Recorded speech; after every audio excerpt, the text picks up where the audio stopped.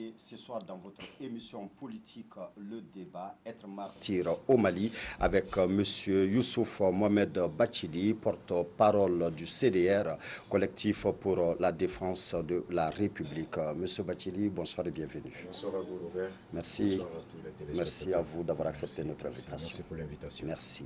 Notre second invité est M. Nouhoum Sarr, président du parti FAD, Front africain pour le développement. Monsieur Sarr, bonsoir et bienvenue. Bonsoir Robert. Merci d'avoir accepté notre invitation. Tout le plaisir est pour moi. Merci. Nous sommes aussi avec M. Babarou Bokoum, secrétaire politique du parti SADI, Solidarité africaine pour la démocratie et l'indépendance. M. Bokoum, bonsoir et bienvenue. Bonsoir. Merci d'avoir accepté notre invitation. Avec plaisir. Merci. Et enfin, mesdames, messieurs, nous sommes avec M. Chekne Kamara, président de la plateforme Les Bâtisseurs. Monsieur Kamara, bonsoir et bienvenue. Bonsoir, monsieur. Merci à vous d'avoir accepté notre invitation. Moi qui vous remercie. Merci. Mesdames, Messieurs, le président de la République s'est adressé ce soir même à la nation. Nous allons suivre un extrait et puis après, nous allons poursuivre le débat. Merci. Chers compatriotes, un trêve social que j'ai demandé avant et pendant le dialogue ne procède d'aucune malice, d'aucune esquive, mais de l'analyse d'une triste réalité. La demande est forte et légitime, mais l'offre est modeste. Elle est celle d'un pays en guerre. Je conviens qu'il m'appartient à moi d'abord de tout faire pour éviter d'ajouter une crise politique aux crises sécuritaires, sanitaires et économiques que nous vivons. Mon rôle est de prévoir, de savoir prévenir les schémas de confrontation violente qui ne feront le bonheur de personne. C'est pourquoi j'invite au dialogue. À ce titre, je salue les membres du cadre d'action, de médiation et de veille que j'ai rencontrés cet après-midi. Leur engagement patriotique les honore. Nous aimons tous ce pays, quelles que soient nos sensibilités. Et je me réjouis de la perspective de rencontrer bientôt les acteurs du mouvement dit du 5 juin. Car rien ne saurait être au-dessus du Mali et du confort des Maliens. Tout ce qui est dans mes possibilités et à mon pouvoir sera fait pour que notre démocratie soit forte et citée en exemple. Tout ce qui est en mon pouvoir sera fait pour que la sécurité et la paix reviennent et pour que le chantier du développement s'accélère. Il m'appartient d'éviter d'ajouter une crise politique à toutes les autres crises que nous traversons. Monsieur Bachili, quelle réaction? Mais pas une réaction particulière. En fait, j'ai lu le discours dans son entièreté. Je n'ai pas vu quelque chose d'innovant, différente de celle de ses précédentes adresses à la nation, et particulièrement suite à des grandes crises telles que celles qu'on est en train de vivre actuellement. Ceci étant, je note dans le fond l'ouverture au dialogue. Ça m'a rappelé après Ante Abana, lorsque ça avait tendu entre les deux bords, suite à la médiation, je crois, des fondateurs de Bamako et d'autres personnalités. Il nous avait reçus à Koulouba, et à l'issue de laquelle rencontre, il a décidé de surseoir au projet.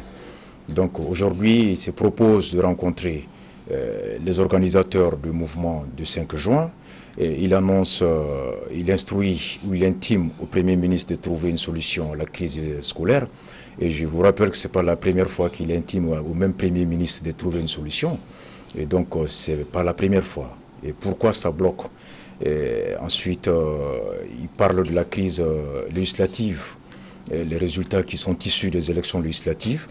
Mais seulement je suis resté sur ma faim parce qu'il ne propose pas de solution là-dedans.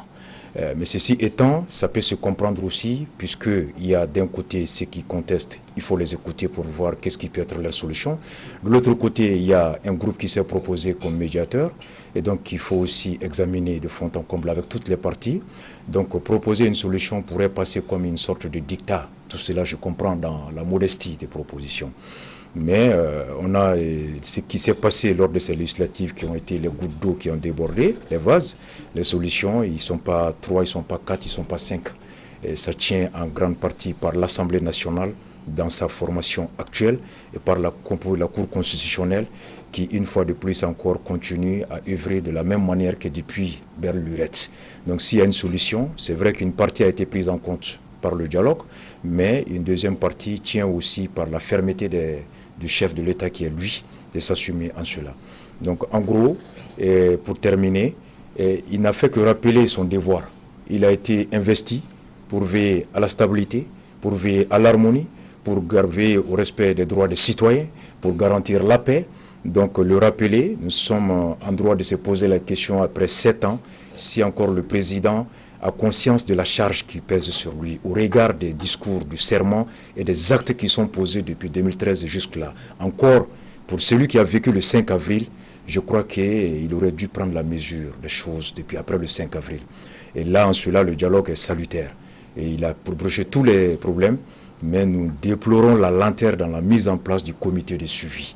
Donc à quoi ça sert de se réunir si après c'est pour encore ne pas mettre en œuvre ce sur quoi on s'est convenu. Donc heureusement, s'il a pris conscience, c'est une bonne note. Et moi, les grands hommes sont ceux qui savent reconnaître leurs erreurs, qui savent écouter et qui savent s'inscrire dans la dynamique du changement. Voilà en gros. Que Dieu fasse que les choses puissent bouger pour le bonheur de tout le monde. D'accord, merci M. Bathily. M. Sarr, pour M. Bathily, d'abord, rien d'innovant, mais quelque chose à saluer, l'ouverture au dialogue. Vous faites partie du mouvement du 5. Alors, quelle est votre réaction et est-ce que vous acceptez cette main tendue? Bon, ce discours vient confirmer que le chef de l'État, jusqu'à l'heure où nous sommes, n'a pas encore la mesure réelle de la situation.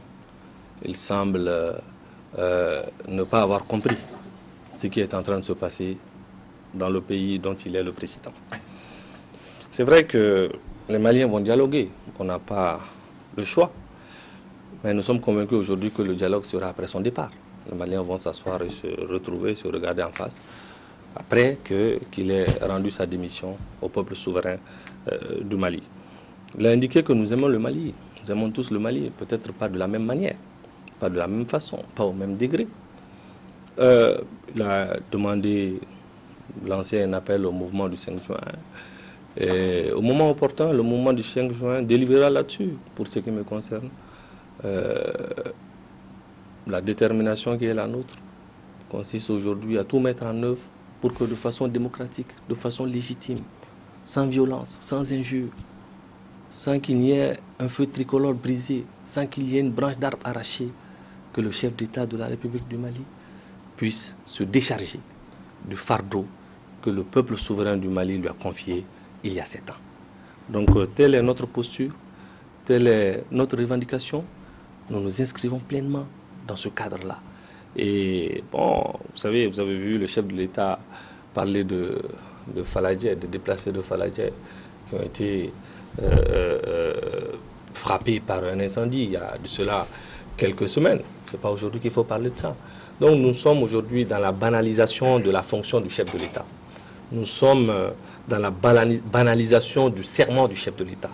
Nous sommes dans une espèce de fuite en avant, une espèce c'est-à-dire une espèce de manque de considération vis-à-vis de la fonction du chef de l'État, vis-à-vis des Maliens. Et c'est pourquoi les Maliens, tout bord confondu, toutes catégories confondues, se sont retrouvés le 5 juin et ont demandé que celui à qui ils ont confié la charge de la République puisse leur rendre le tablier de façon démocratique. Donc notre position n'a pas varié d'un iota et je ne pense pas que cette position va varier parce qu'en 7 ans, nous avons tout essayé. Il a parlé des recommandations du dialogue national et inclusif. Nous n'avons pas y participé, donc nous ne sommes pas concernés. Ça n'engage que ceux qui ont participé, lui et son gouvernement. Pour ce qui nous concerne, ça ne nous regarde pas. Donc, pour tout vous dire, cela nous renforce dans notre conviction que M. Ibeka et son régime sont totalement disqualifiés pour continuer à présider aux destinées de notre cher Mali. Donc c'est en toute humilité, nous demandons modestement, de façon humblement, mais légitimement, que le chef de l'État et son régime démissionnent le plus rapidement possible pour que le Mali ne s'éternise pas dans une crise politique. Nous sommes dans la crise politique, dont le seul responsable, c'est le chef de l'État et ses alliés. Donc nous lui demandons très humblement de rendre sa démission le plus rapidement possible, peut-être demain, après-demain, pour que le peuple malien puisse engager ce processus de dialogue pour se pencher sur son avenir. Parce que, comme vous le savez, Kidal est parti, Mopti est disloqué, les communautés s'entretuent, les unes les autres. Les problèmes sont connus et lui-même est là. L'école est fermée, notre pays est au bord du précipice. Nous sommes au bord de la dislocation totale du tissu social, de la dislocation totale de ce Mali que nous aimons, que nous avons toujours connu. Il n'y a qu'un seul responsable, c'est la gouvernance calamiteuse, la gouvernance chaotique que lui et ses amis ont installée au Mali depuis 7 ans. D'accord. Merci, M. Sarr. M. Bokoum. Merci, Robert. Bon, je ne pense pas que je serai long sur ce discours qui n'a d'ailleurs pas été long. Et il est clair que pour moi, le président de la République vient de légitimer effectivement la rue. Quand on regarde ce discours qui est vide de contenu, moi je ne retiens pas les questions de dialogue, de tout ce qui peut faire les rencontres et tout ça. Ça c'est comme la gestion des affaires courantes. Mais aujourd'hui, quand il a dit qu'il veut s'adresser aux Maliens, 20 millions ou 18 millions, même au-delà de nos frontières, les gens ont pensé réellement qu'il allait prendre des mesures fortes. Mais là, encore une fois, il vient de prouver que la revendication de la rue qui réclame sa démission est très légitime parce qu'en réalité, il n'a rien à offrir aux Maliens.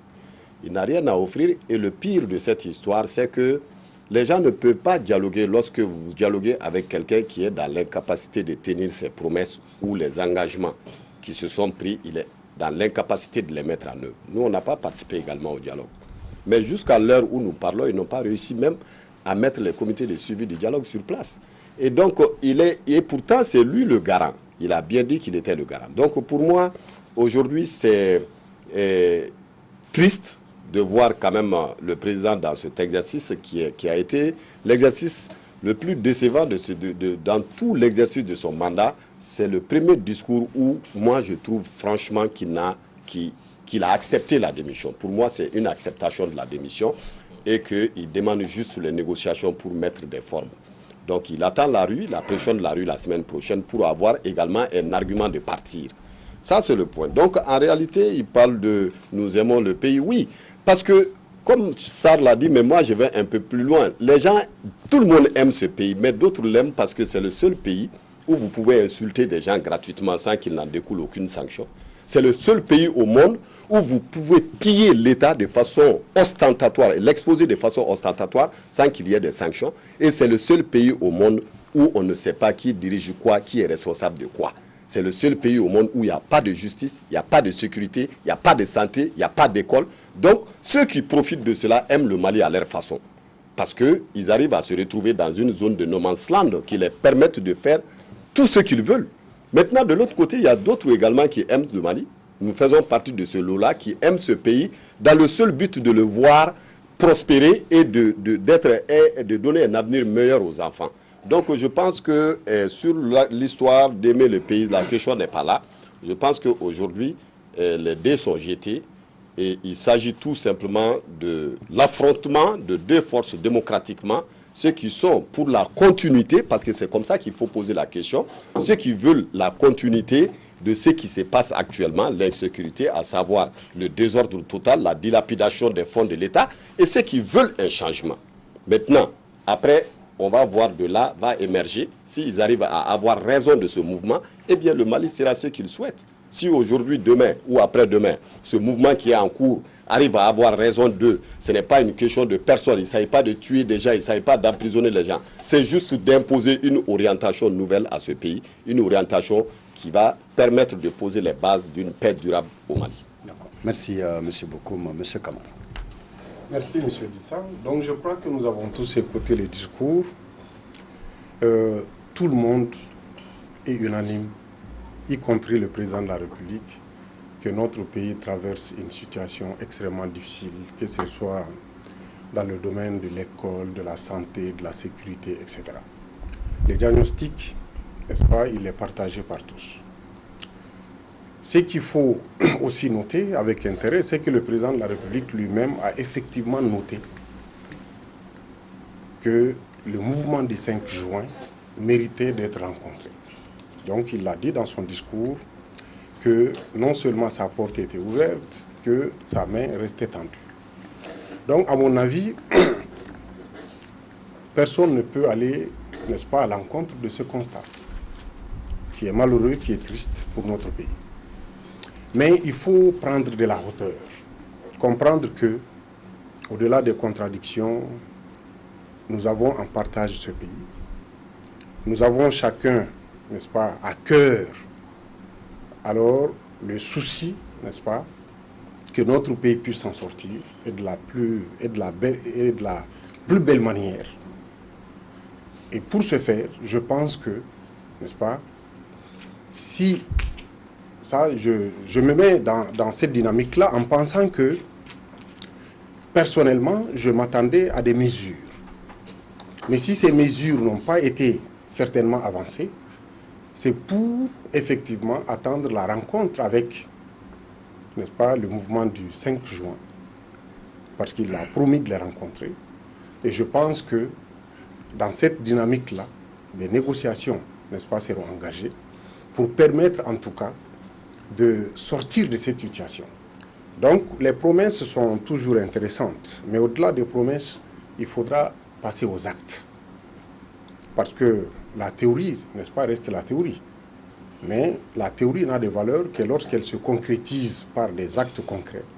Et ce qui est rassurant, n'est-ce pas, il l'a dit, il dit qu'il est disposé à prendre toute mesure, n'est-ce pas, tout ce qui est, il est prêt à faire tout ce qui est en son pouvoir pour juguler, n'est-ce pas, la crise telle que nous la connaissons aujourd'hui.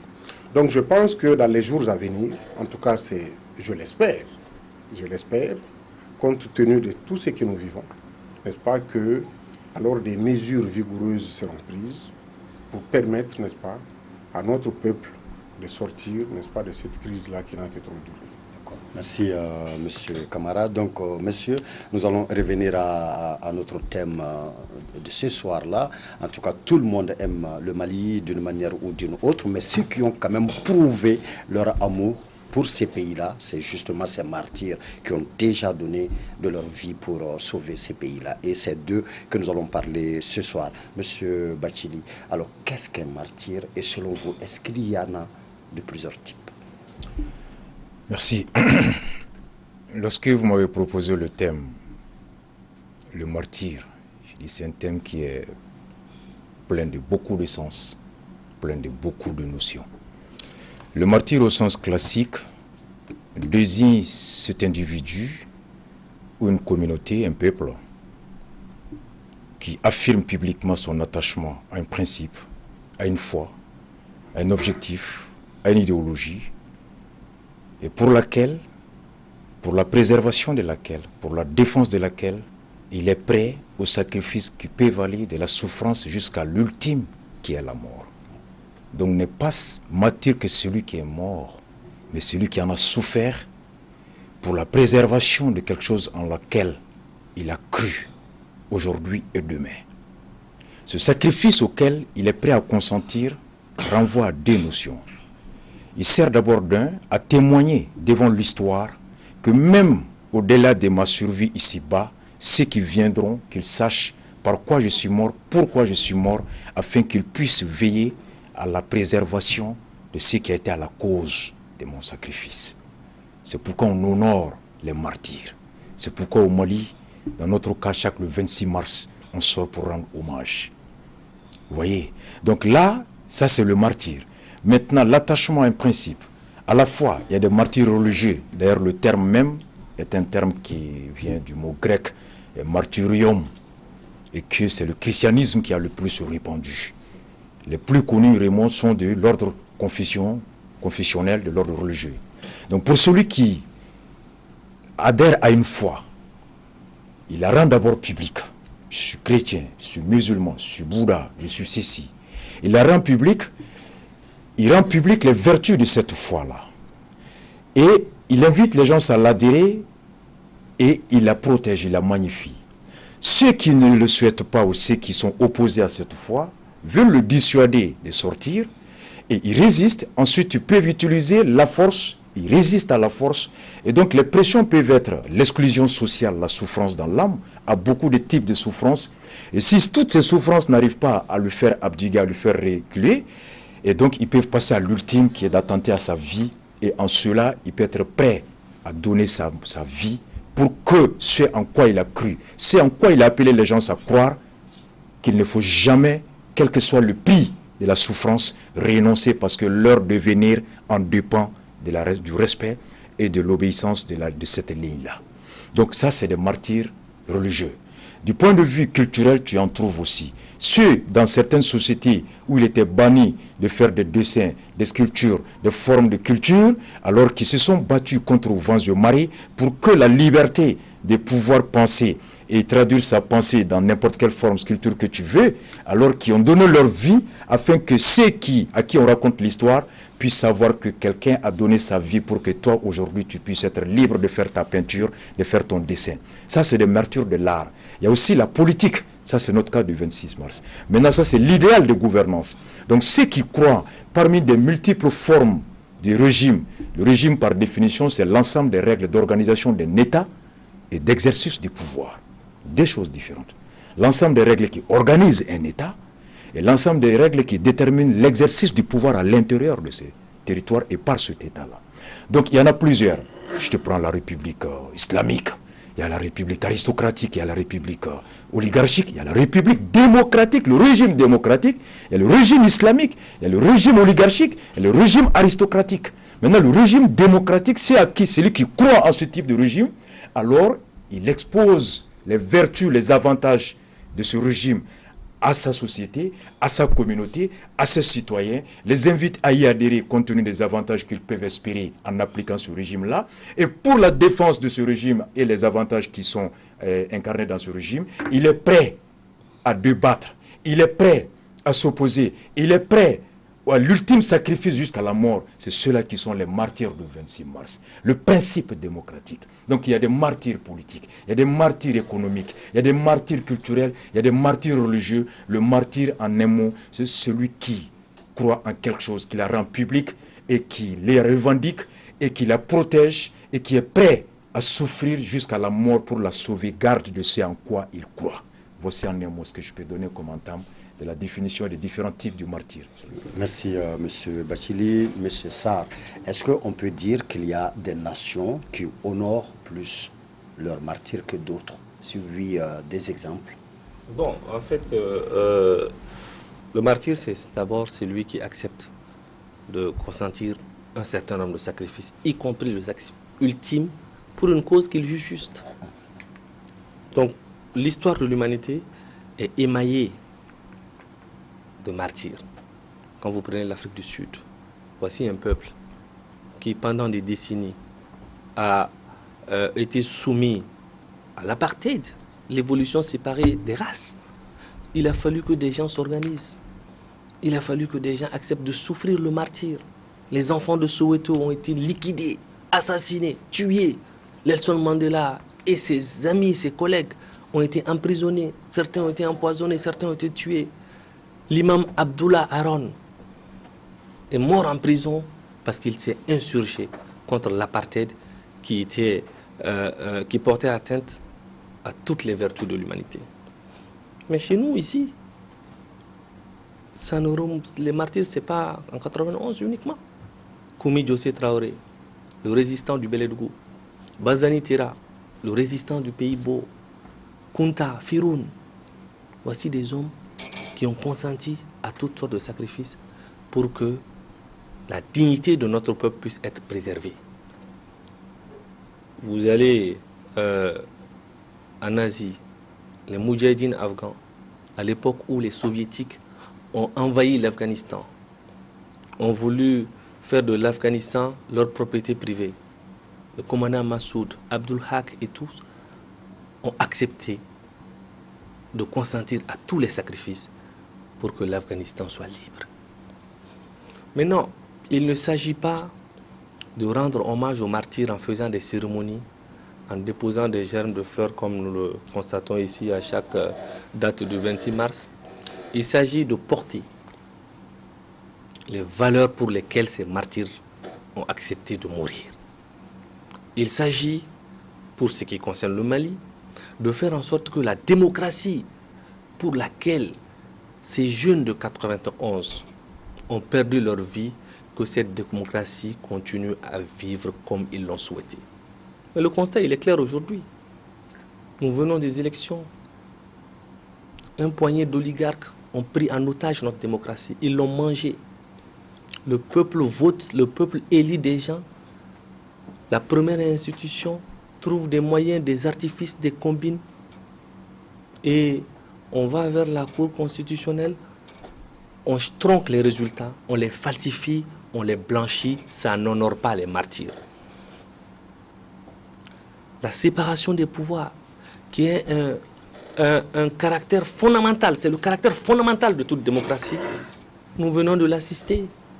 Le chef de l'État est descendu dans l'arène politique en imposant son poulain comme président de l'Assemblée nationale, au mépris du principe de séparation des pouvoirs. Nous l'avons vu. Les tentatives régulières d'inféodation de la justice, même s'il faut reconnaître que certains juges gardent toujours jalousement leur liberté, leur indépendance, au prix de leur carrière. On va peut-être avoir le temps. Très honnêtement. Ça, mais en fait, j'avais aussi quand même une question, M. Sarr. C'est pas que seulement au Mali qu'on a le problème du respect vis-à-vis des martyrs. Mais par exemple, connaissez-vous quel pays où les gens, selon vos propres mots, portent vraiment les valeurs pour lesquelles les martyrs sont morts? Je vous donne tout simplement l'exemple du Rwanda, qui est aujourd'hui la fierté africaine. 1 million de personnes décimées en quelques mois. Des vies détruites. Des femmes anéanties. Aujourd'hui, la réponse du Rwanda, c'est la réconciliation nationale qui a été portée. Le développement, la lutte contre la corruption, les infrastructures socio-sanitaires. Ça, c'est la meilleure façon d'honorer ceux qui ont souffert le martyre. Contrairement à chez nous, où vous voyez tous la prise en otage du système démocratique par un clan, par une oligarchie. Ce n'est pas acceptable. C'est pas comme ça qu'on honore nos martyrs. D'accord. Merci, M. Sarr, M. Bokoum. Alors, M. Bathily a parlé de plusieurs types de martyrs, martyrs religieux, économiques, politiques, culturels. Alors, M. Sarr parle de porter les valeurs pour lesquelles les martyrs sont morts. Alors, dans l'histoire, il a même cité aussi les Kumbidjose, les Firounes. Il n'a seulement pas cité le Kala le roi de Molodo, du Kala de Molodo, il n'a pas cité. Alors, d'accord, M. Bokoum, en fait, dans toute l'histoire du Mali, quels sont les martyrs? Bon, vous ne pourrez peut-être pas tous les citer, mais quelques martyrs qui vous ont vraiment particulièrement marqué, vous-même, et pourquoi? Merci Robert. Il y a bien entendu les définitions. Rassa a donné la définition et puis le camarade a développé un peu au-delà de nos frontières. Cela nous permet de décliner un peu sur le cas du Mali pour dire tout simplement que les martyrs d'une manière générale s'inscrivent dans la construction nationale d'un pays. Elles s'inscrivent dans la construction nationale d'un pays à la recherche de héros et à la recherche de références, et sans cette recherche, le pays devient vide de sens, de contenu et de toute vertu morale. Donc je pense que c'est le cas du Mali aujourd'hui, où quand on sait très bien que le martyr égale à martyr, de toute façon, quelle que soit religieuse, machin, mais l'esprit du martyr a le même sens, c'est le sacrifice. Mais en réalité, au Mali, l'utilisation qu'on en a fait se retrouve sur 2 ou 3 catégories, si vous voulez. Il y a ce que l'on appelle les martyrs devenus marchandises, c'est le cas du Mali, où tout un chacun essaye de s'en approprier pour se donner une certaine virginité morale ou pour pouvoir régler des cas de conscience. Dans ce cas, je prends celui d'Abdul Karim Kamara, mon camarade Cabral de l'UNEM, qui a été assassiné ici, et que suite à la lutte de 1991, on a demandé la réhabilitation du camarade et celui de mon cousin Tchokari également. Mais on voit aujourd'hui qu'est-ce qui en a été fait. Il y a d'autres qui en ont fait un fonds de commerce. Il y a d'autres qui en ont fait tout simplement des thèmes pour juste pouvoir se donner cas de bonne conscience. On voit le monument qui a été érigé pour pouvoir marquer ce symbole aujourd'hui. Imaginez tout simplement la taille de ces monuments, l'endroit, la saleté qui est autour n'est pas à la hauteur de la dignité ni du combat que cet homme a mené au Mali. On va au-delà de ça. Quand vous prenez l'autre catégorie de martyrs volontairement bafoués, des martyrs volontairement qu'on a fait de telle sorte qu'on puisse les faire taire par tous les moyens, mais en mettant tout simplement des petits signes de gauche à droite pour pouvoir tout simplement faire passer la pilule d'une façon douce, parce que cela a une seule raison, c'est de ne pas avoir à rendre des comptes. Parce que quand on met les martyrs en première ligne, c'est-à-dire sur une dimension beaucoup plus élevée dans le pays, oblige ceux-là qui gouvernent, ceux-là qui exercent, ceux-là qui gèrent à avoir une redevabilité ou en tout cas à rendre compte. Parce que je prends l'exemple du 26 mars qui a une résonance en moi. J'ai été en première ligne sans savoir contre qui on se battait. On nous a fait sortir ici, on était l'armée rouge et des écoles fondamentales. Et la première victime, je ne sais pas si c'est la première, mais en tout cas c'est l'une des premières, le 21 janvier 1991, est tombée à Baradji, en face de ma maison, la famille Diallo. Et c'était une personne de 45 ans que nous avons porté. J'ai fait partie de ceux-là qui ont porté, et les amis du quartier le savent, sont témoins de cela. On les a portés pour l'amener à l'hôpital Gabriel Touré, là où nous avons encore essuyé des tirs. On a jeté le corps sur les rails et revenir à la charge une seconde fois pour l'amener à l'hôpital Gabriel Touré. C'est fait entre 9h et 10h du matin, le 21 janvier 1991. Eh bien, qu'est-ce qu'on en a fait? Pourquoi ces gens étaient sortis en mars 1991? Il y avait 2-3 choses que je pourrais citer d'une façon très claire. Il y avait des jeunes qui se battaient pour avoir de l'emploi dans ce pays. Il y avait un nombre de groupes d'associations de jeunes qui demandaient. Il y avait au milieu l'association des élèves et étudiants qui se battaient pour juste avoir une école démocratique, juste et digne. Et il y avait de l'autre côté, vous allez retrouver le mouvement démocratique qui se battait pour les libertés démocratiques et bien entendu, se battait également pour pouvoir permettre au peuple de choisir librement leurs dirigeants et selon leur orientation, selon leurs choix, pour que ceux-ci puissent exercer pleinement les pouvoirs de la République du Mali. Eh bien, qu'est-ce qu'on en a fait? Ceux qui ont pris le pouvoir, l'état actuel du pays, où est l'éducation? Liquidée. Vous avez l'emploi, zéro, parce que la majeure partie de nos jeunes sont livrés à la prostitution, à la drogue et je ne sais quoi. Et donc, quand vous revenez au niveau de l'exercice de pouvoir, là, c'est encore terrible. Parce qu'on vient de voir il y a quelques mois, quelques semaines, où on a arraché la victoire des citoyens. Au nom de quelle loi? Cette loi qui a été votée par le peuple malien? Comment est-ce qu'une chose peut combattre la même chose? Je ne comprends pas cela. Donc aujourd'hui, la situation est très claire. C'est pourquoi on a fait un petit monument en sortant du pont des Martyrs pour que cela passe inaperçu.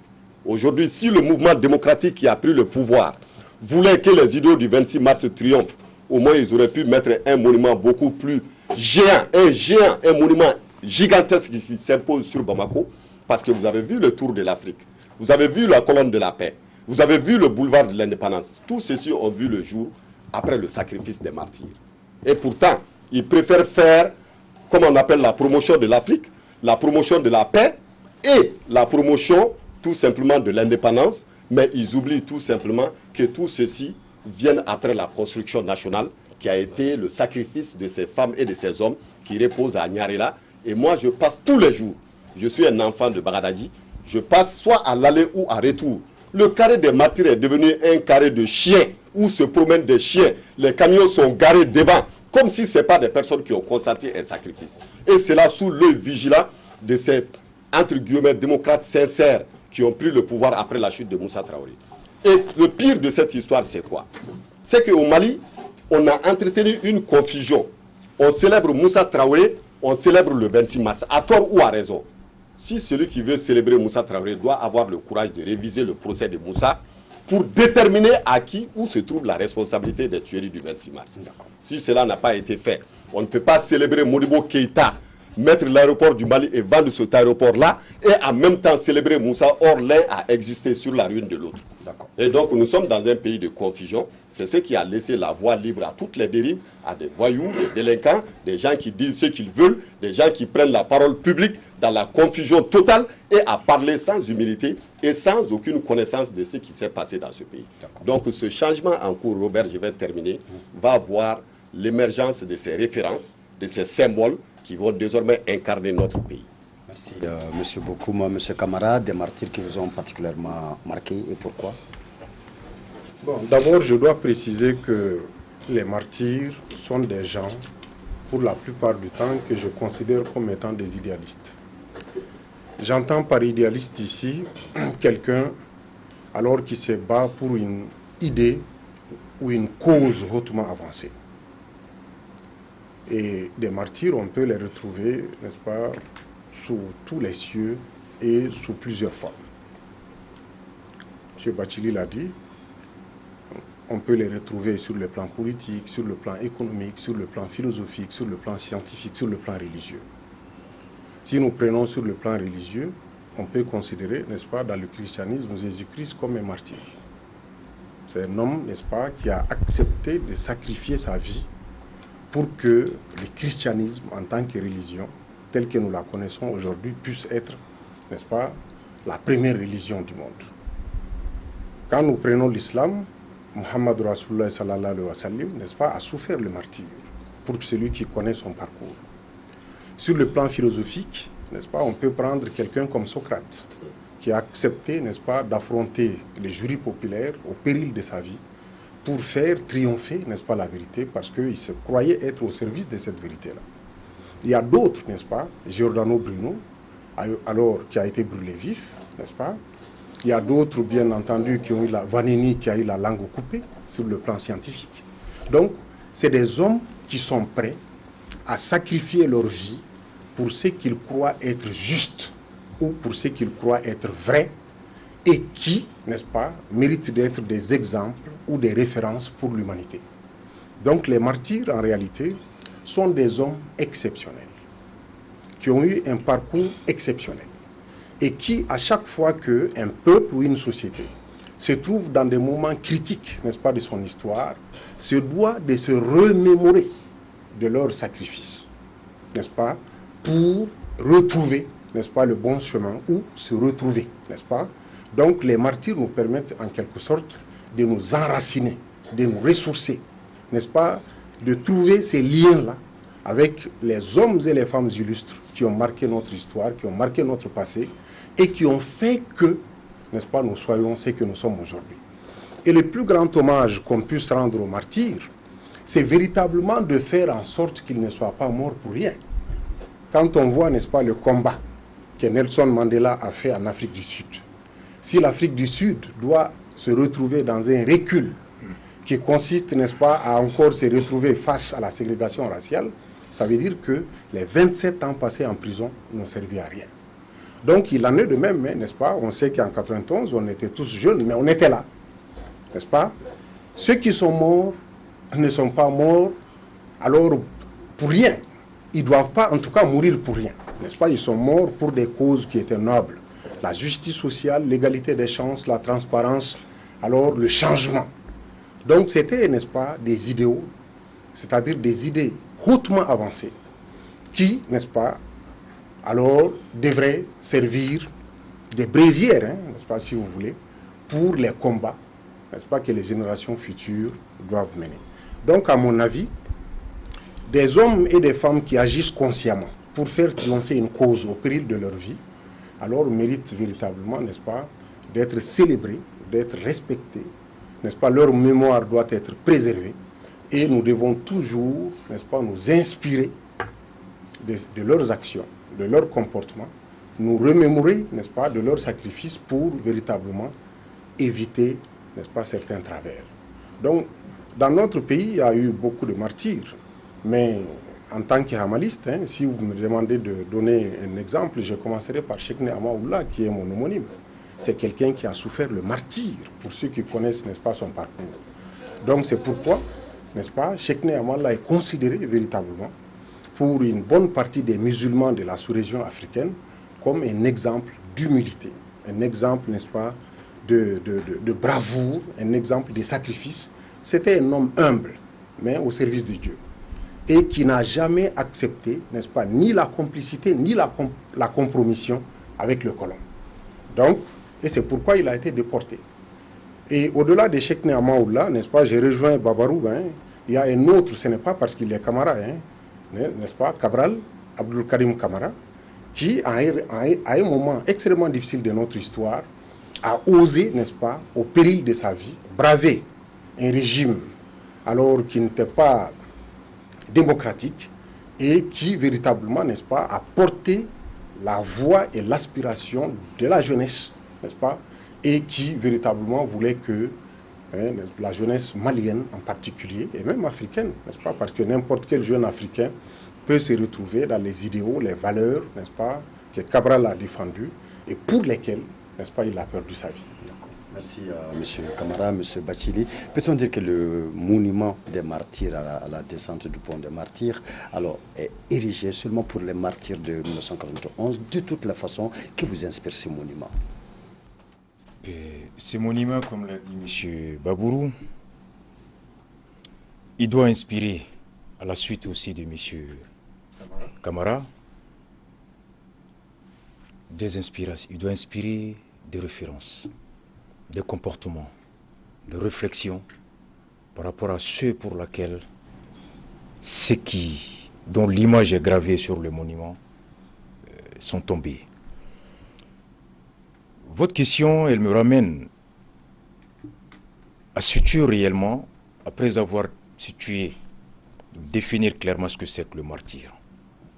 Les deux notions qui se dégagent, que tu vois dans le monument, à savoir la personne du martyr, le sacrifice qu'il a consenti et l'idéal pour lequel il est allé jusqu'à cet ultime sacrifice.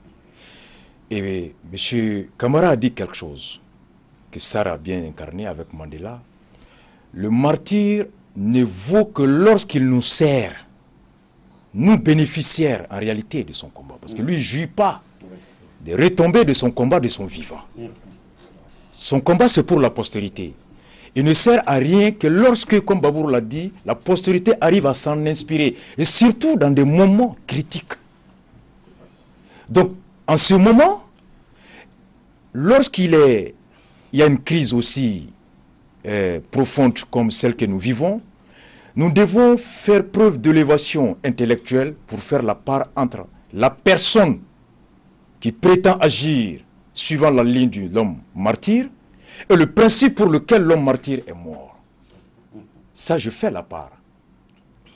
C'est pas parce que celui qui est venu après le martyr, qui prétend incarner l'idéologie des martyrs, dévie de la ligne du martyr, quand le combattant, je dois aussi combattre l'idéologie, le fondement pour lequel le martyr est allé.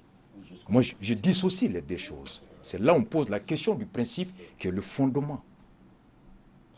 D'accord? En 91, on était tous jeunes. J'étais le secrétaire général à l'organisation et à la communication du bureau de coordination des 4 comités AIM du groupe scolaire Mamadou Konaté. 90, 11, 12. C'est vrai, on n'était pas assez mûrs pour analyser et comprendre ce à quoi on nous appelait à sortir.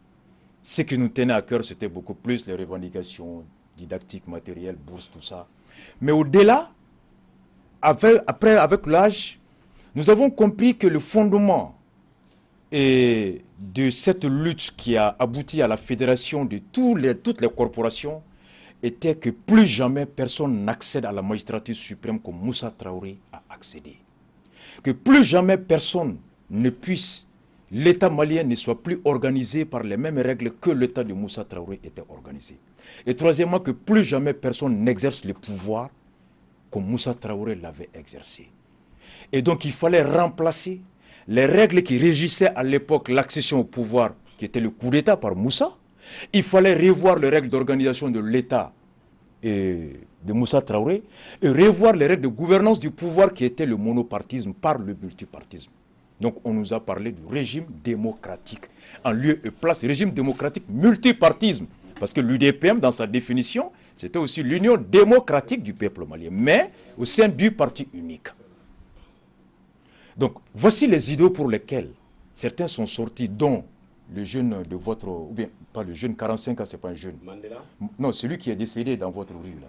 Voilà. Oui, Et il tant avait d'autres. 50 ans à peu près. Exactement, 50 ans, donc c'était notre père à l'époque. Donc eux, on présume qu'ils étaient conscients en réalité du principal objectif du mouvement démocratique à l'époque. Et c'est pour cet idéal-là qu'ils sont tombés, comme tant d'autres là. Pour l'avènement d'un régime qui allait nous permettre de nous garantir ce que le régime de Moussa Traoré n'avait pas permis au peuple malien d'accéder au bonheur. C'est ce que j'avais dit à l'entame du débat, que le martyr, c'est d'abord celui qui rend public un idéal et les avantages attachés au principe. C'est pourquoi je rappelle à ça. Donc les avantages auxquels tout peuple aspire, le bien-être, que nous n'avions pas pu obtenir avec Moussa Traoré, de par son régime et sa façon d'exercer le pouvoir, alors on nous a été proposé un autre régime et notre faute d'exercer et notre mode d'exercer le pouvoir qui allait nous garantir ce que Moussa Traoré ne nous a pas donné. Donc ce principe démocratique, c'est pourquoi, à la chute de Moussa Traoré, tous ceux qui sont morts, qu'on appelle martyrs, pourquoi? Ils sont morts pour un idéal. Quel idéal? L'idéal du régime démocratique en vue de produire le bien-être du peuple malien. Et donc ce sacrifice devait servir à la postérité qu'aucun autre régime au monde ne peut vous garantir ce à quoi vous aspirez que le régime démocratique. À ne pas oublier, ça c'est le principe. D'accord? Donc, à cela, Moussa est parti. C'est pourquoi l'autorité de transition regroupait l'ensemble des représentants de toutes les corporations, dont l'AEM, en la personne de Oumar Mariko, qui se trouve aujourd'hui le président de son parti. Il était le représentant des étudiants et élèves maliens au sein du CTSP. Et c'est cette autorité transitionnelle qui a eu comme mission principale la rédaction d'une nouvelle loi fondamentale pouvant acter ce nouvel régime qui était l'objet de revendication, régime démocratique multipartisme, proposé au peuple en référendum. Donc l'acte fondamental écrit par le CTSP engage à l'époque tous les étudiants, les élèves, dont moi, à travers notre représentant Oumar Mariko, qui a rédigé un acte fondamental qui a qui a obtenu l'adhésion majoritaire du peuple malien par le oui. On a été voté. Et ce texte fondamental nous a été présenté le 25 février 1992 comme étant, voici l'acte fondamental qui matérialise et qui concrétise l'idéal pour lequel ceux qui sont couchés à Nyarela sont morts. Et à nous et à la postérité de ne plus jouer avec ce texte fondamental-là. C'est ça le martyr, tout le monde l'a défini. C'est pourquoi les gens sont morts. Est sacré, il a valeur coranique pour un républicain. Il a valeur biblique pour un démocrate. La différence avec le Coran et la Bible, c'est que vous avez la possibilité de la modifier. Ne jouez pas avec ces textes-là que dans le respect de ce à quoi nous avons convenu.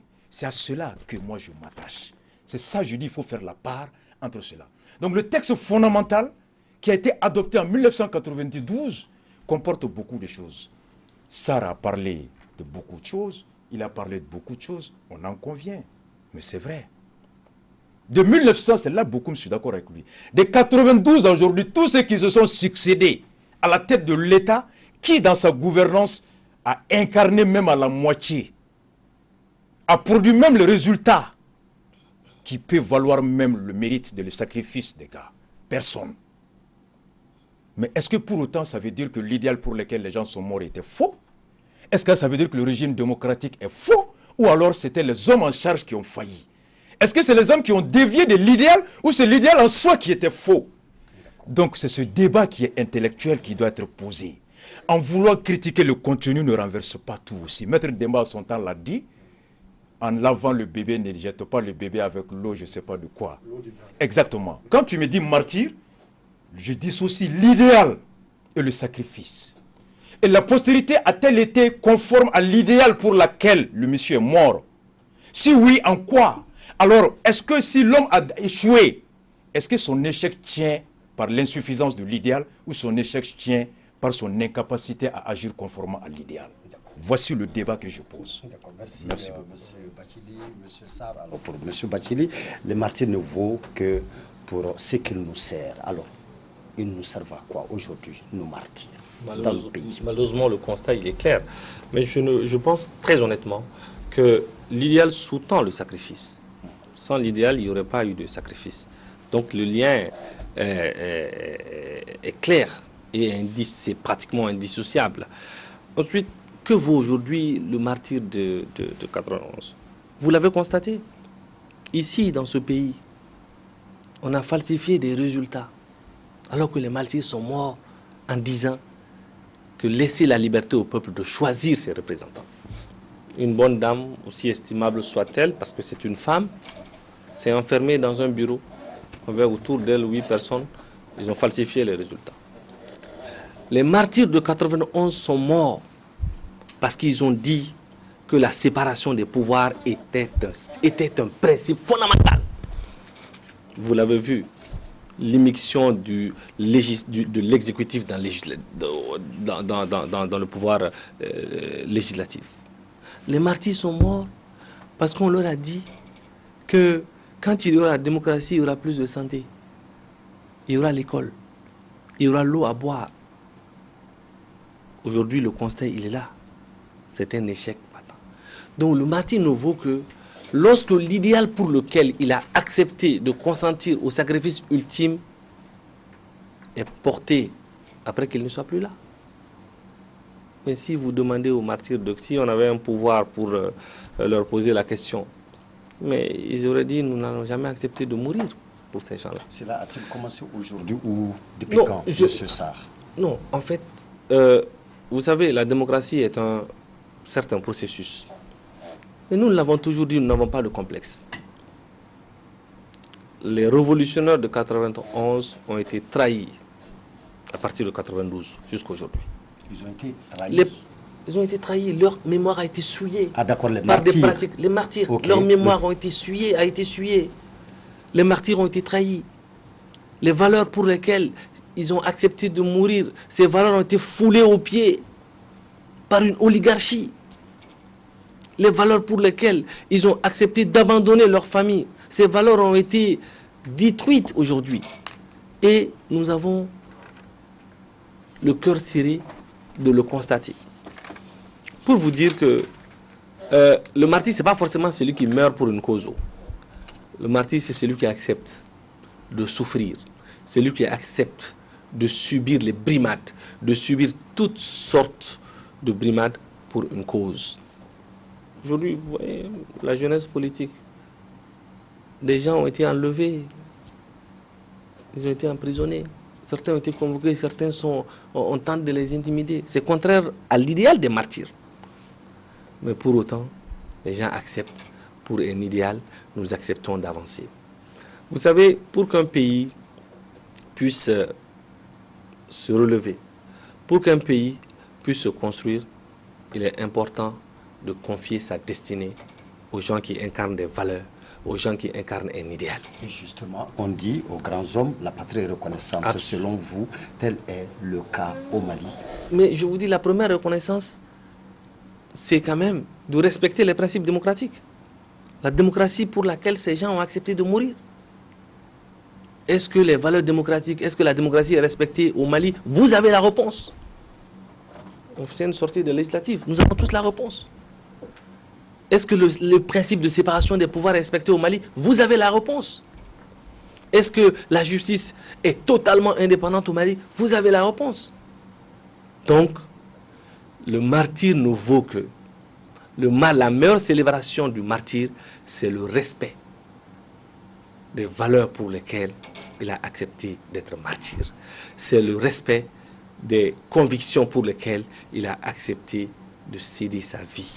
Il a accepté de donner sa vie. C'est ça la meilleure célébration. Ce ne sont pas des gerbes de fleurs. Ce ne sont pas des monuments gigantesques comme la Tour d'Afrique ou comment on appelle à New York la statue de la liberté. C'est pas ça.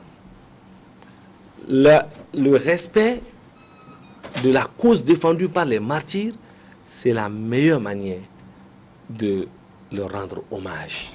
Mais aujourd'hui, dans notre pays, quand les jeunesses regardent ce pourquoi nos grands frères, nos oncles, nos pères et nos mères sont morts en 91, et quand ils regardent l'état du pays, ça ne donne pas envie d'être martyr. Mais nous n'avons pas le choix. Soit nous acceptons de nous battre, nous acceptons de faire face à ceux qui ont pris notre pays en otage, nous acceptons de combattre ceux qui ont fait de notre démocratie une démocratie plutocratique, nous acceptons de combattre ceux qui, à longueur de journée, bafouent les principes institutionnels, ceux qui, à longueur de journée, pillent les ressources des pauvres, soit nous acceptons de nous coucher à plat le ventre et nous deviendrons des esclaves. Là, nous n'aurons qu'un seul choix, prendre le chemin du Sahara et se faire décimer dans le désert, pour ceux qui sont très malchanceux. Pour ceux qui ont un peu de chance, ils vont partir en Libye, ils deviendront des esclaves et ils seront bouffés par des requins dans les océans de la Méditerranée. Soit pour ceux qui ont beaucoup de chance, ils vont traverser la Méditerranée et ils deviendront des esclaves dans des plantations en Europe. Donc, moi j'ai choisi de rester dans mon pays et de me battre, d'accepter de souffrir le martyre pour que les choses changent, pour que ce peuple-là puisse recouvrer toute sa dignité, pour que cette nation puisse retrouver ses lettres de noblesse, pour que cette nation retrouve sa grandeur qu'elle a perdue il y a de cela plusieurs décennies. Donc, les martyrs sont aujourd'hui, doivent être nos référents pour toutes les actions que nous posons, en tout cas pour ce qui concerne le Mali, les actions dans le cadre démocratique. D'accord. Merci M. Sarr, M. Bokoum. Alors en écoutant M. Sarr, le martyr est bafoué, tellement bafoué qu'il est très fréquent d'entendre au Mali des gens dire qu'il ne faut pas souffrir les martyrs pour le Mali. Faudrait-il de nouveaux martyrs? Sinon comment construire une nation, une grande patrie sans des hommes et des femmes prêts à mourir pour elle? Bon, de toute façon, ce n'est pas cela qui va décourager certainement les plus avisés à mourir pour le pays. Ça peut décourager certains.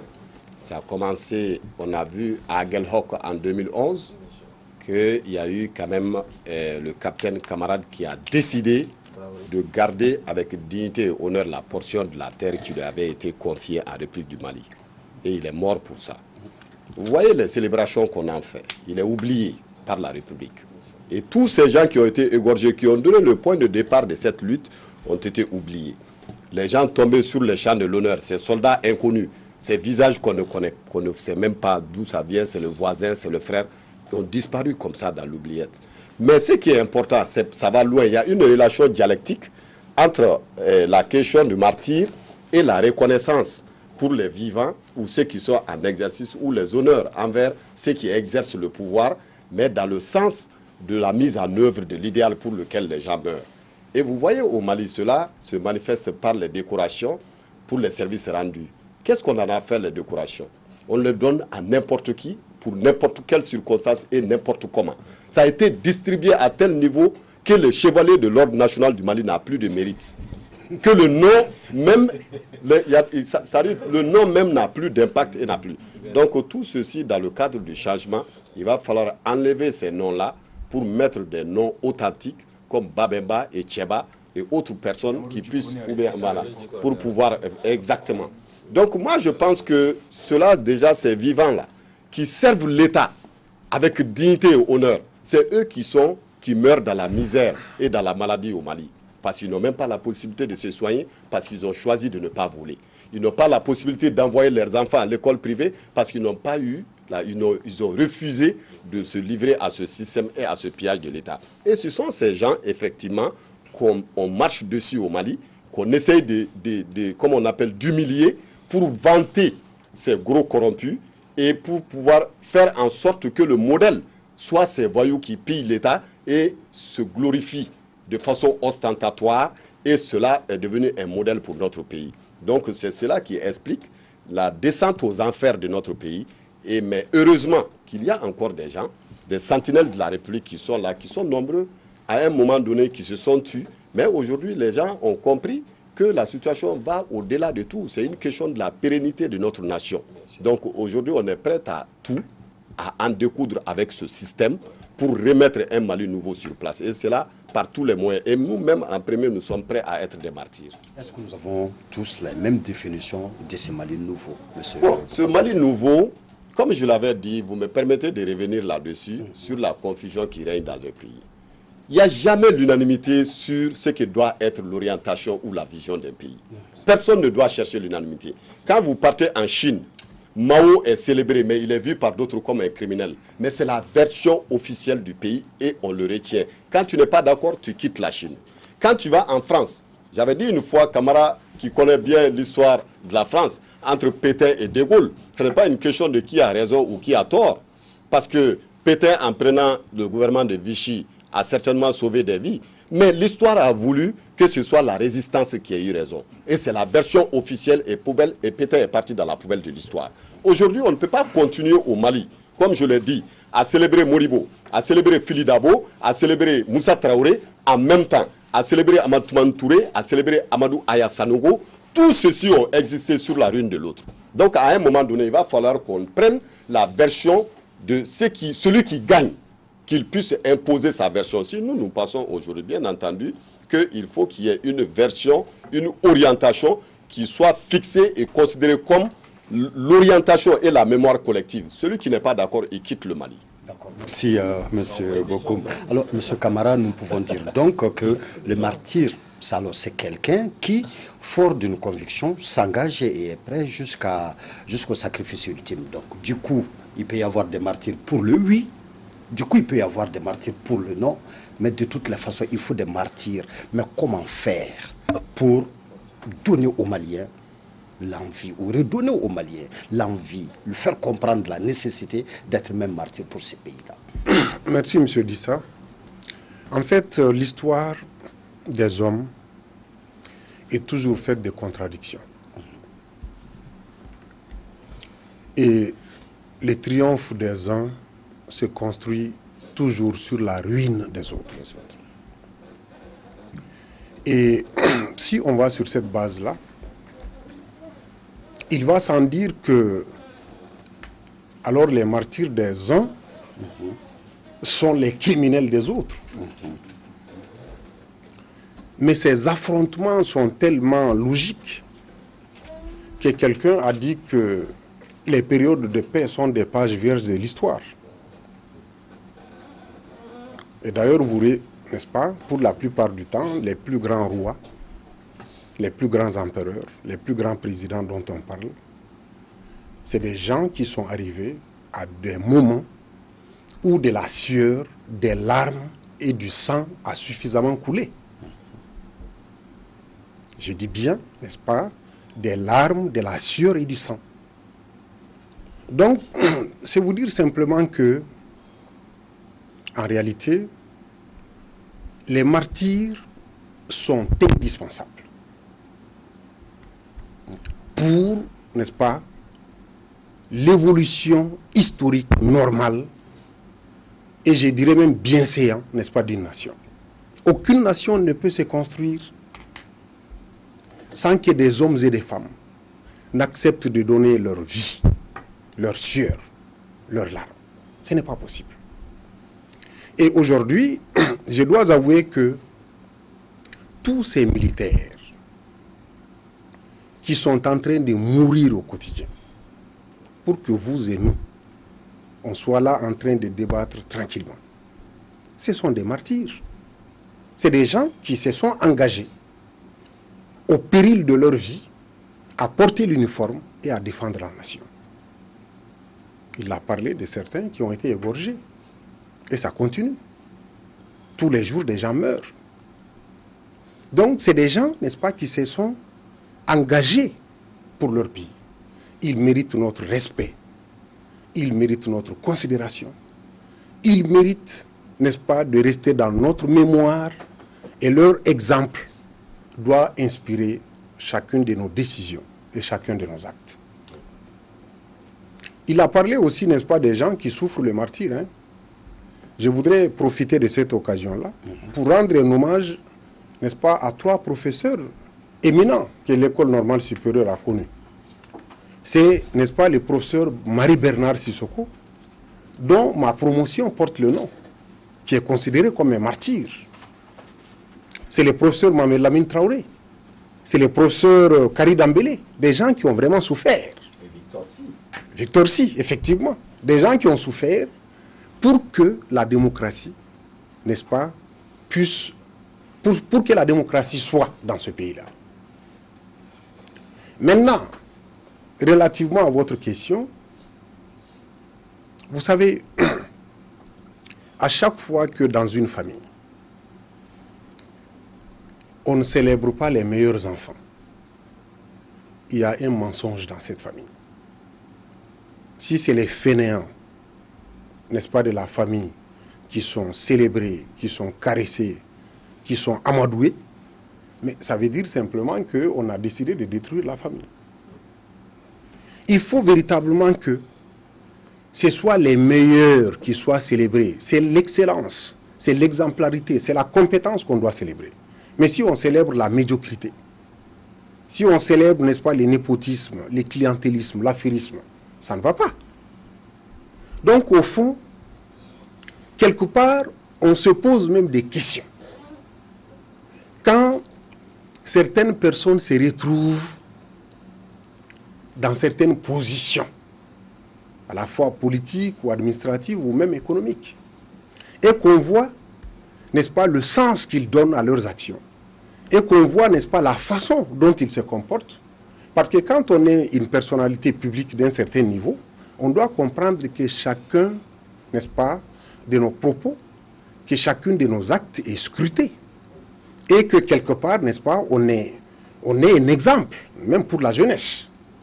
Donc, on ne peut pas, alors, mériter son fauteuil, véritablement, et se rabaisser à prendre certaines décisions, à mon humble avis. On ne peut pas, n'est-ce pas, à mon avis, alors, avoir un certain sens de la responsabilité, et se rabaisser à prendre certaines décisions. Donc, si nous voulons que, quelque part, n'est-ce pas, nos pays puissent s'en sortir, il faudra véritablement, n'est-ce pas, qu'on célèbre l'excellence, la compétence, et véritablement qu'on permette aux meilleurs de triompher. Et ces meilleurs-là vont devenir la locomotive, et c'est toujours la locomotive qui tire les wagons et non les contraires. D'accord. Merci, Monsieur Camara. Il ne nous reste plus qu'une vingtaine de minutes, donc... ça va être le dernier tour de table, Monsieur Bathily. Le Mali va très mal aujourd'hui. Il y a beaucoup de tensions. Que demanderiez-vous à chaque Malien? Et c'est une question plate. Oui, 20 minutes divisées par 4, ça fait 5. 5. Voilà. Parce que vous êtes tellement long, donc... Mais j'étais dans une logique après avoir situé ou déterminé l'essence du martyr. Après le concept... Et maintenant, il fallait l'analyser à l'aune des cas actuels pour que les téléspectateurs comprennent. Et je suis très heureux d'entendre de la bouche de mon frère Sarr, excusez-moi. Ben, autant pour moi. Sarr, qui est représentant ou membre du M5, dire que la meilleure manière d'honorer les martyrs, c'est de respecter, de défendre la cause pour laquelle ils sont morts. Ça, j'ai beaucoup aimé ça. C'est ce qui identifie, qui caractérise le CDR. Regardez tout ce qui a été dit jusque-là.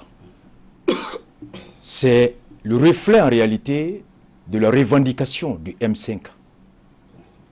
De revendications dans lesquelles je retrouve 3 parties d'ordre. Revendication d'ordre économique, social, l'école, santé, sécurité, fraude, revendication de démission de la personne du président et la revendication de la démission, la fin du régime.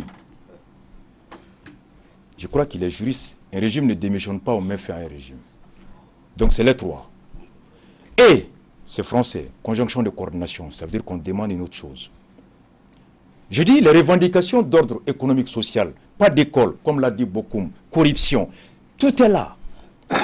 Est-ce que la constitution que moi, mon représentant Oumar Mariko en 92, lui aujourd'hui, son camarade Cheikh Oumar Sissoko, Shogel, Muntagatal, qui sont tous au M5, C'est leur rédacteur, je ne sais pas si Choguel était là-bas, mais il y avait deux rédacteurs là-dedans. Muntaga Tall, Oumar Mariko, qui sont dans le M5, sont les rédacteurs de cette constitution, qui ont dit dans la constitution que lorsque le peuple manque de l'eau, de la santé, que lorsqu'il y a la corruption, détournement de deniers publics, lorsque la séparation des pouvoirs n'est pas effective conformément au vœu du principe démocratique, le peuple a 3 solutions constitutionnelles. Première, à travers l'article 78, il peut par une motion de censure démettre le gouvernement incompétent. Deuxièmement, il peut à la fin du mandat du président le sanctionner par une élection. Lorsqu'il ne peut pas attendre la fin du mandat, lorsqu'il ne peut pas, parce qu'il n'a pas la majorité à l'Assemblée, démettre le gouvernement, il a recours à l'alinéa 2 de l'article 121, la désobéissance civile, qui est un terme utilisé par Henri Trounot en 1800 et quelques, dans son bouquin Désobéissance civile, lorsqu'il avait été institué de cotiser pour financer la guerre contre le Mexique, le refus de se soumettre à une loi, à un gouvernement unique. C'est ça la désobéissance civile. Et pourquoi? Et ça c'est l'alinéa 2 de l'article qui dit que quel que soit, comme on l'a dit, le martyr, il n'y a pas l'ultime sacrifice, Robert, qu'est la mort. Ça veut dire que quel que soit le degré d'exacerbation, quel que soit le degré de votre mécontentement, ne renoncez jamais à votre conviction, mourrez pour ça. C'est ça le martyr. Quelle que soit l'absence de l'eau, quel que soit le degré de la corruption, quel que soit le degré de truc, n'abandonnez jamais le principe. C'est ça le martyr, à ne jamais oublier. C'est pourquoi Maître Mohamed Ali Bathily l'a rappelé, qui est avec vous, mon père d'ailleurs, rapporteur à l'époque de la rédaction de la Constitution, qu'il était question de mettre là-dedans le coup d'État en cas que, mais certains ont dit que non, en lieu et place du coup d'État, il faut marquer la désobéissance civile. Plus jamais de coup d'État au Mali. Crime imprescriptible. Alors, la question juridique que je pose et politique et intellectuelle que je pose, Robert, lorsqu'on demande, quand j'avais appris ça, j'ai lu le communiqué du 30 mai, j'ai vu Cheikh Oumar Sissoko signateur. J'ai dit attention. Et je regardais la Constitution. Je dis peut-être que c'est de la surenchère. Même là encore, je vais en revenir après. Mais j'ai entendu la définition, que leur entendement du mot fin de régime ou démission de régime, il a dit qu'il s'agit de la dissolution de toutes les institutions, que le peuple va rédiger une nouvelle constitution. Ça, c'est l'avènement d'une 4e République, la fin de la 3e République. Alors, interrogeons la Constitution. C'est Omar Mariko qui m'a dit en 92. C'est Maître Muntaga Tall qui m'a dit en 92. C'est Maître Mohamed Ali Bathily, mon père, qui m'a dit en 92. C'est Jamil Bitar qui m'a dit en 92, mon fils Arasbach, quelle que soit ta faim, quel que soit celui qui te vole, quel que soit le degré de son intégrité, alors interdis-toi comme moyen de revendiquer, de dénoncer, de tout dissoudre par toutes les moyens sauf une. Le régime, on le met fin. Par comment? Par un référendum. Donc, lorsqu'on dit, le président, il va démissionner et remettre le pouvoir au peuple.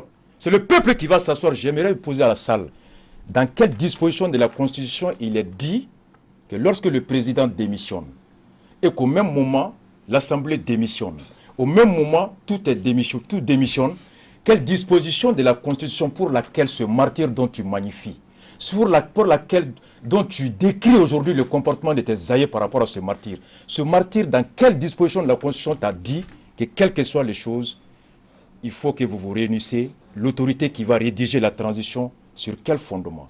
Et l'article 118 et 121 dit que tout pouvoir en République du Mali trouve son fondement dans la Constitution. Je veux qu'ils me disent les dispositions de la Constitution. C'est pourquoi je dis qu'il faut dissocier le régime et les hommes qui ont été successivement en charge de la gestion des affaires. C'est deux choses différentes.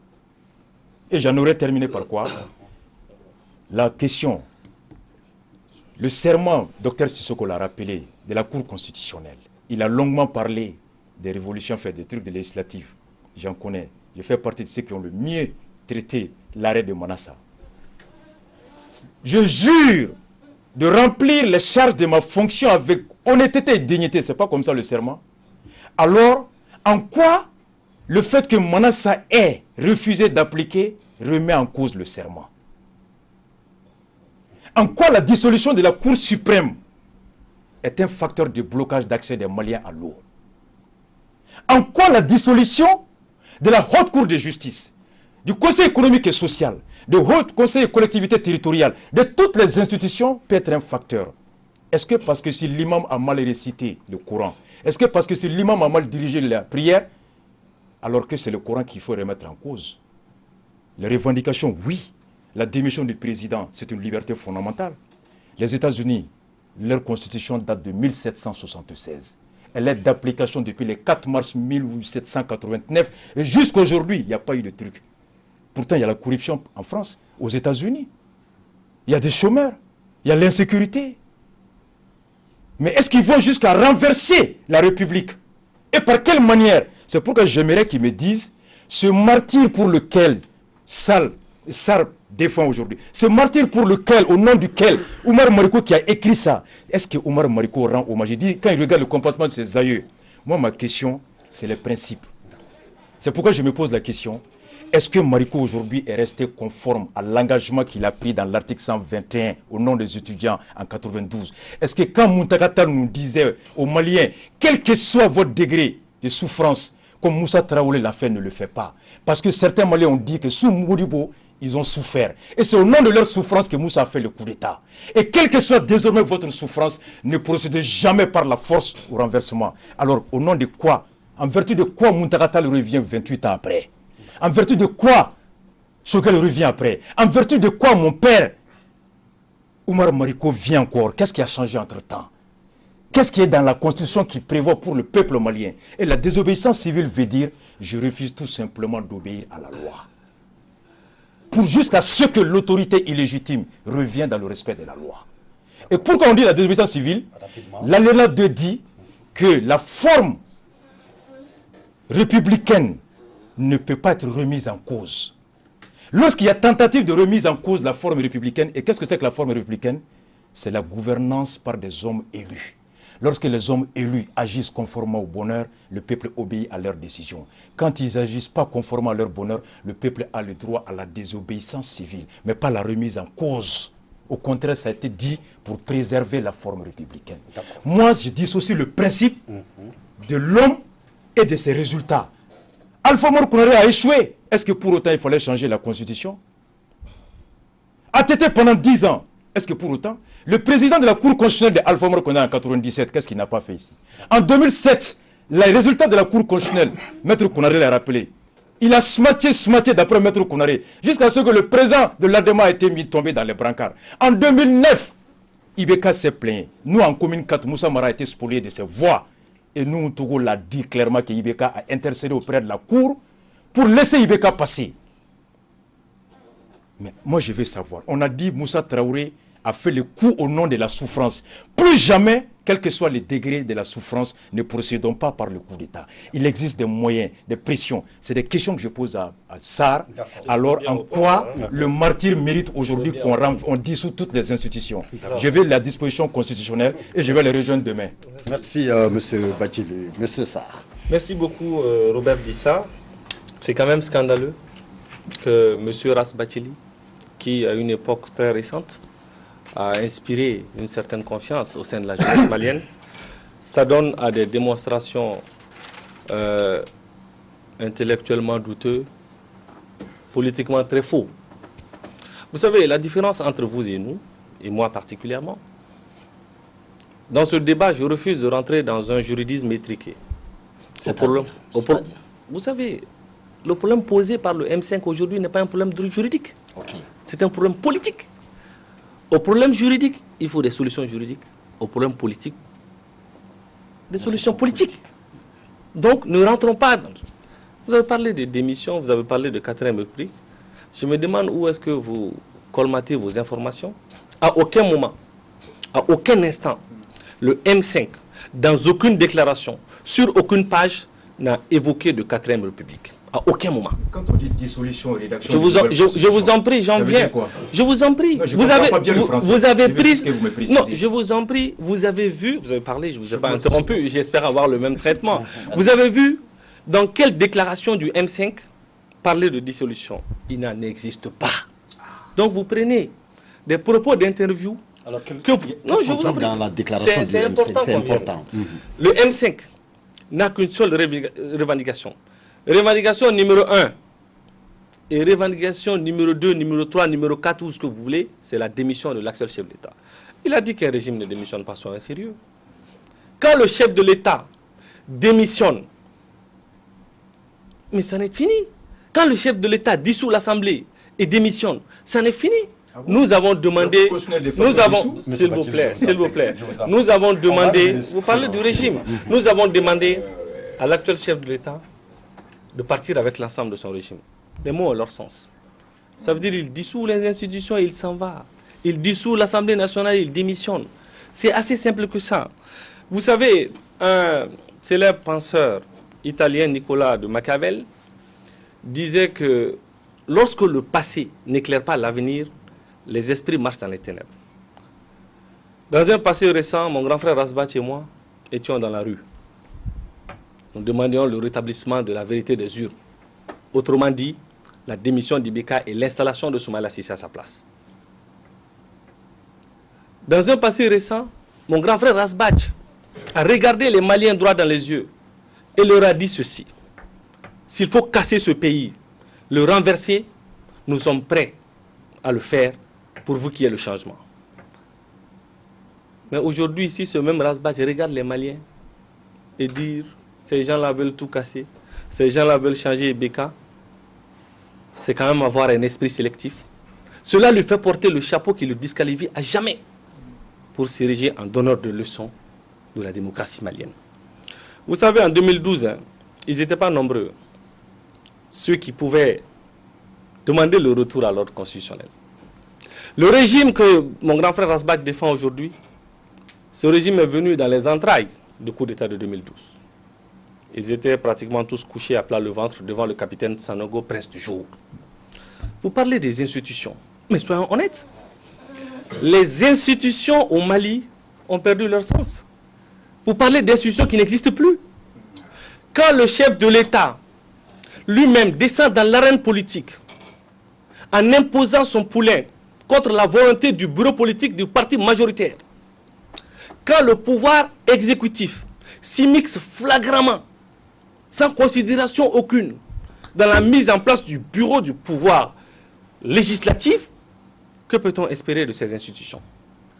Quand la Cour constitutionnelle, sur instruction d'une partie du pouvoir exécutif, tronque les résultats, blanchit frauduleusement les voix acquises, que peut-on attendre de ces institutions? Lorsque on fait tout pour s'inféoder la justice qui est censée être indépendante, que peut-on attendre de ces institutions? Donc Rasbach est aujourd'hui, avec ses amis, les gardiens d'un temple vide. Et il faudra qu'il le retienne. Vous savez, il ne nous reste plus que 7 minutes et les deux. Je n'ai vu nulle part dans notre constitution qu'il est interdit de demander la démission d'un président de la République. Ce n'est pas. J'ai parcouru le code pénal, je n'ai pas vu d'infraction relative à la démission du président de la République, à la demande de démission du président de la République. Donc, qu'il sorte de ce juridisme étriqué qui consiste à substituer aux problèmes politiques des questions, des ruses, des solutions juridiques. Ça n'a pas de sens. Donc, je veux dire à mon grand frère Rasbach, et pour finir, qu'il prenne son courage à deux mains, qu'il rejoigne le M5, pour qu'ensemble, nous obtenons la démission de l'actuel chef de l'État qui, à tout point de vue, à tout égard, a sué la mémoire des martyrs, a violé la Constitution, a violé la démocratie, a violé les règles de la République. Nous sommes des républicains, nous défendrons la République. Défendre la République, c'est demander la démission de ceux qui suivent la République. Voilà. Merci, M. Sarr. Omar, je vous demanderai vraiment de bien vouloir m'accorder 5 minutes de plus. M. Babarou. Merci, Robert. Et moi, je ne sais pas si Omar était une femme, peut-être qu'Alassane allait le marier. C'était mon leader. Parce que je ne peux pas... tu sais, ce vieux refrain qui consiste à branler la Constitution quand c'est chaud et à marcher dessus quand c'est bon, c'est déjà du passé. pour le Mali, parce qu'entre-temps, nous avons évolué. J'aimerais que vous compreniez la situation du pays, parce que sur la forme, sur l'explication, c'est séduisant. Mais dans le fond, est-ce que vous savez que le Mali s'est installé dans un état d'exception depuis des années? Dans un état d'exception. Pourquoi? Vous avez sur le territoire malien près de 20 000 hommes armés qui ne sont pas de l'armée malienne, sinon plus, avec des centaines de groupes armés qui torturent, qui font leurs lois, qui font des décrets et qui décident de ce qui doit se faire dans leur zone. Et pourtant, qui est sous la coupe de la Constitution. Alors, ça c'est le premier point. Deuxième point, saviez-vous d'où vient cette Constitution dont vous parlez quand vous dites que c'est la Constitution de la martyre? Ce n'est pas une Constitution des martyrs. Les martyrs, quand ils se battaient, ils n'ont pas réclamé une Constitution. Ils ont réclamé un idéal. Ils voulaient la justice sociale, ils voulaient la paix, ils voulaient trouver comme tout peuple l'accomplissement dans le but de pouvoir accomplir des grandes choses. Ça, c'est la vocation de tous les peuples, à l'exception des peuples primitifs. Et donc, cette constitution que vous voyez a bien été élaborée par le peuple malien, par des femmes et des hommes, mais qui sont partis prendre une constitution qui est calquée sur celle de 1958 de la France. C'était Marico là-bas. J'arrive, je vais vous expliquer. Je vais vous expliquer. Il ne s'agit pas de retourner le jeu sur des individus. Moi, je ne suis jamais rentré dans les jeux individuels. Moi, j'ai du respect pour ceux qui ont rédigé ça. J'ai du respect pour non, moi, je m'en vais. Respect pour les rédacteurs. Camarades, je vais vous laisser si vous voulez prendre mon temps de parole. Parce que vous voyez où je veux en venir, vous voulez perturber. Mais je suis imperturbable sur mes raisonnements. Vous savez, quand vous prenez la Constitution, vous dites, vous parlez de la Constitution comme si c'est les martyrs qui l'ont fait. Je dis que non. Les martyrs sont morts pour un idéal, pour des principes, pour des valeurs. Et les hommes et les femmes qui ont représenté cette lutte ont voulu que cela soit ce qu'ils veulent, la traduction de leurs souhaits. Mais cependant, c'est un document. Et qui a été calqué sur la 5e République française de 1958. Connaissez-vous le coup de massue? Non.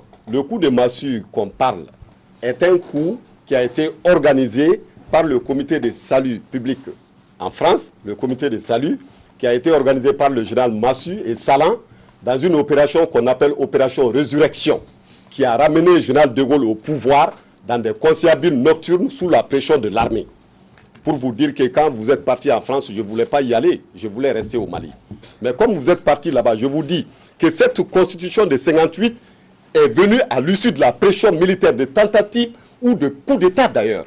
Parce que l'armée avait pris possession du Conseil général, avait pris possession de l'Algérie, avait pris possession du Conseil de gouvernement pour mettre la pression et ramener De Gaulle au pouvoir sans les élections, au mépris des règles de la 4e République. Et c'est ainsi qu'il est venu pour proposer cette constitution qui a libéré l'Algérie, qui a donné l'indépendance à l'Algérie, qui a amené beaucoup de progrès. Donc pour vous dire quand on est à la recherche du progrès, on ne se cache pas dans les fétichismes du document, on ne se cache pas dans les sacrés du document qui ne sont ni des Courans ni des Bibles. Ça a été l'œuvre humaine, et l'œuvre humaine dans la durée peut être périmée ou peut avoir des carences. Et donc moi je vous dis aujourd'hui, c'est le peuple de 2020 du Mali qui, après l'exercice de 27 ans de démocratie, se sont rendus compte qu'il y a des lacunes et qu'on ne peut plus jamais accepter qu'un groupe d'hommes et de femmes vienne s'implanter dans une imposture totale pour mettre en danger notre vie et notre avenir. Et c'est à partir de là que les gens se sont regroupés pour pouvoir prendre. Mais dans ce jeu, justement, ce qui est regrettable, c'est que des gens comme vous, qui se battent pour la République, qui se battent pour des valeurs, dit-on, se permettent à chaque fois, même quand vous n'êtes pas d'accord, mais de mettre des bâtons dans les roues de ceux qui n'ont pas exercé le pouvoir, de tenter de décrédibiliser l'immense majorité de ces gens qui sont dans la rue. Les gens qui sont dans la rue étaient un nombre impressionnant, qui méritent respect, qui méritent dignité et qui méritent d'être entendus. Et si vous n'êtes pas dans ce jeu, moi, ce que je vous donne comme consigne, je ne vous appelle pas de venir au M5, mais de grâce, restez calme et laissez les gens travailler pour le pays. D'accord, merci beaucoup, M. Kamara. Merci. Bon, en réalité, je crois que beaucoup de choses ont été dites. Je dois avouer très sincèrement que face à la situation actuelle du pays, si quelqu'un doit se mettre vraiment en colère, moi, j'en ai le droit. J'ai été candidat aux élections législatives en commune 5. Je sais ce qui s'est passé. Et je n'étais pas trop fier de tout ce qui s'est passé. Je dois l'avouer. Mais pour autant, je comprends que, quelque part, comme je l'ai dit, dans la gestion, c'est-à-dire dans l'évolution normale d'un pays, moi je considère qu'il y a toujours des hauts et des bas. Il y a toujours des hauts et des bas. Quand, n'est-ce pas, nous sommes dans une situation d'injustice, d'inégalité, d'abus, d'exploitation, je trouve normal que les gens sortent pour dire non. Ça fait partie des règles de la démocratie.